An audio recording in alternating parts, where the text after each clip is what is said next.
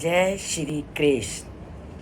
आज श्री कृष्ण की जन्म उत्सव की सबको बहुत बहुत बधाई। जिनके मुख कमलों से निकली गीता कदम कदम पर हमारे चरित्र को विकसित करती है, हमारे चरित्र का निर्माण करती है, वो खुद कितनी अलौकिक शक्तियों से संपन्न है। ऐसे परम पुरुष उस परमात्मा के जन्म उत्सव पर सबको बहुत बहुत बधाई। श्री कृष्ण जन्माष्टमी, अगर हम इसको पर्व के रूप में लेते हैं तो हिंदू पर्वों में हर पर्व का कोई ना कोई कारण होता है और हर पर्व और हर त्योहार हमें कोई ना कोई सीख दे करके जाता है। और हर पर्व या तो किसी कहानी पर आधारित होते हैं या किसी घटना पर, जैसे दशहरा रावण वध पर, महिषासुर वध कथा या घटना के आधार पर, गोवर्धन पर्वत का उठाना कथा और घटना के आधार पर कुछ पर्व हमारी धरती पर ऐसे हैं जो उस ईश्वर के जन्म के उपलक्ष्य में बनाए जाते हैं, और उसमें है रामनवमी और जन्माष्टमी। तो जन्माष्टमी जैसा कि नाम से ही प्रसिद्ध है कि यह श्री कृष्ण के जन्म के उत्सव के रूप में मनाई जाती है, और ये कृष्ण पक्ष की अष्टमी के दिन मनाई जाती है। और इस दिन घोर अंधेरा होता है, और इस अष्टमी को अलग अलग नामों के माध्यम से भारत के अलग अलग हिस्सों में मनाया जाता है। कोई इसको कृष्णाष्टमी कहता है, कोई कृष्णा अष्टमी कहता है, कोई गोकुल अष्टमी कहता है, कोई यदुकुल अष्टमी कहता है, कोई श्री कृष्ण जयंती कहता है। तो नाम अनेक हैं, पर मनाने का ढंग और उस त्योहार का जो संदेश है वो सब के लिए एक जैसा है। अगर इसके मनाने के ढंग को देखें तो सभी जो भी पर्व को मनाते हैं उसमें वह अपनी खुशी को उसमें उजागर करते हैं। अब अगर हम मथुरा और वृंदावन को लें तो मथुरा और वृंदावन में उस परमात्मा के प्रति अपनी खुशी और उल्लास को प्रकट करने के लिए उस ईश्वर की विविध लीलाओं का वर्णन किया जाता है, उन लीलाओं को दिखाया जाता है। और महाराष्ट्र में तो दही आंडी का आयोजन किया जाता है और बहुत विशाल समूह के रूप में इसको मनाया जाता है। और गुजरात में गरबा नृत्य और भक्ति गीतों के माध्यम से लोग इस त्योहार के प्रति अपनी भावनाओं को प्रकट करते हैं। और उत्तर प्रदेश राधा कृष्ण की भव्य सजावट के साथ और उनकी रास लीलाओं का आयोजन करते हुए उत्तर प्रदेश में लोग अपनी खुशी को उजागर करते हैं। अब लेते हैं कर्नाटक में। इस दिन वो मंदिरों में जाते हैं और बहुत अपने पारंपरिक ढंग से व्यंजन बनाते हैं, और उन व्यंजनों को वो परस्पर एक दूसरे से साझा करते हैं। तो त्योहार तो सभी मनाते हैं, और त्योहार मनाने का एकमात्र लक्ष्य भी क्या है? उस परमात्मा के प्रति अपनी खुशी को प्रकट करना। तो ये त्योहार उस परम पिता परमात्मा के जन्म के उत्सव के रूप में मनाया जाता है।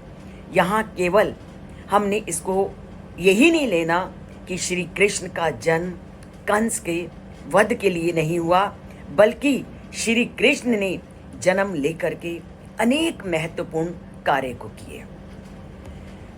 कंस के वध की कथा से सभी लोग परिचित हैं, इसलिए उस कथा को वर्णन करना या बताना मेरा उद्देश्य नहीं, क्योंकि सभी को मालूम है कि क्योंकि कंस को भविष्यवाणी हुई थी कि देवकी का 8वां पुत्र तुम्हारा वध करेगा, और वो 8वें पुत्र कौन थे?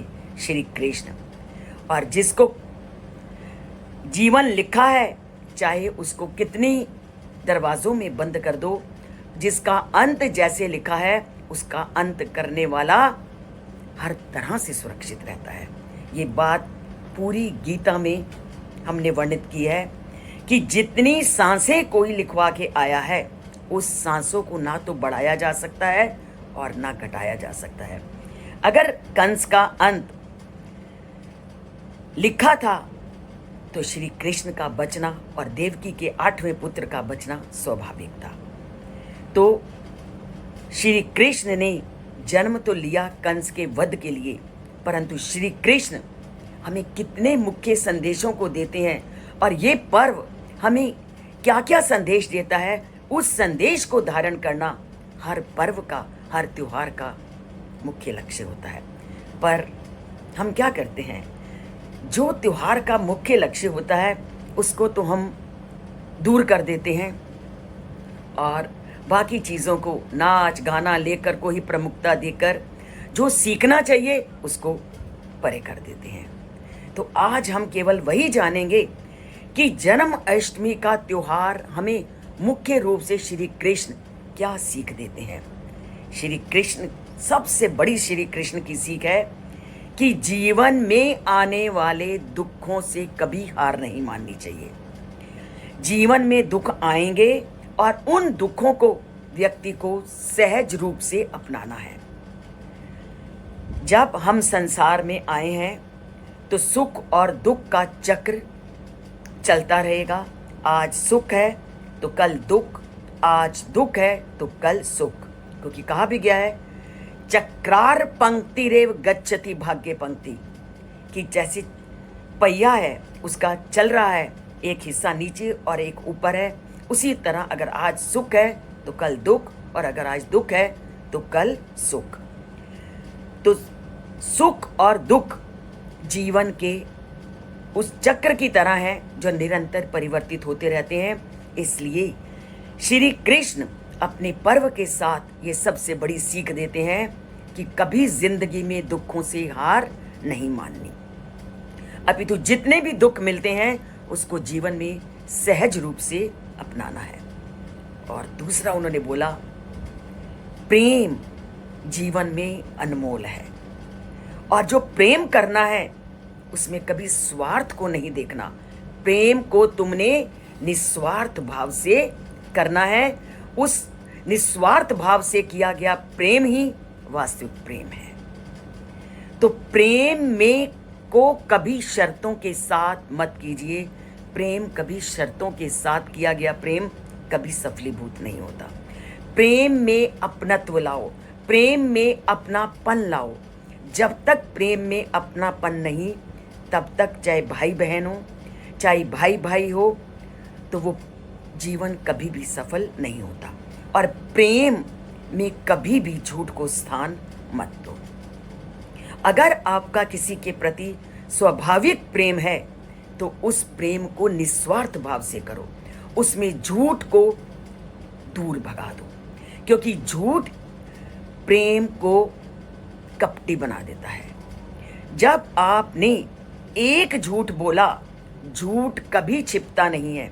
तुमने आज झूठ का सहारा लिया, वो कल ना कल जिसको तुम के प्रति तुमने झूठ बोला है वो जरूर उसको पता चल जाता है। तो प्रेम करो निस्वार्थ भाव से और अपने की भावना से, और सबको एक जैसा मानो। ये नहीं किसी के साथ अधिक और किसी के साथ कम। और जब किसी के साथ मित्रता करो तो मित्रता में जाति को, सुख को, संपत्ति इत्यादि को कभी महत्व नहीं देना। हमेशा आपने मित्रता में इन चीजों से दूर हट करके उससे मित्रता करनी है और अपने धर्म को, अपने वचन को पूरी तरह से निभाना है। और अगर अपने धर्म का आपने पालन किया है तो परम पिता परमात्मा सदैव तुम्हारे सहायक बनेंगे। तो श्री कृष्ण ने सबसे बड़ा बात किया कि जीवन में दुखों को सहज रूप से अपनाओ और परिवार में जो प्रेम करना है वो निस्वार्थ भाव से करो। और प्रेम करते समय कभी झूठ का सहारा मत लो, क्योंकि जब परिवार में आपने प्रेम के साथ झूठ का सहारा लिया तो वहीं आपसी भेदभाव की दीवार खड़ी हो जाती है और वही आपके झगड़े का कारण बनती है। अगर एक झूठ बोल रहा है तो दूसरा उस झूठ से परे हटे। और मित्रता में कभी भी आप जाति, सुख, दुख और संपत्ति को मत आने दो। और आगे उन्होंने क्या उपदेश दिया कि आपने कर्म को प्रधानता देनी है, कर्म के फल को नहीं। केवल व्यक्ति का कर्तव्य कर्म को करना है, फल की चिंता नहीं करनी। तो जन्माष्टमी हमको संदेश देती है कर्तव्य पालन का, सबके साथ प्रेम पूर्ण व्यवहार करने का, सबके साथ एक जैसा व्यवहार करने का। और हमें सबसे बड़ा, हमें झूठ से धीरे धीरे अपने को बचाना है।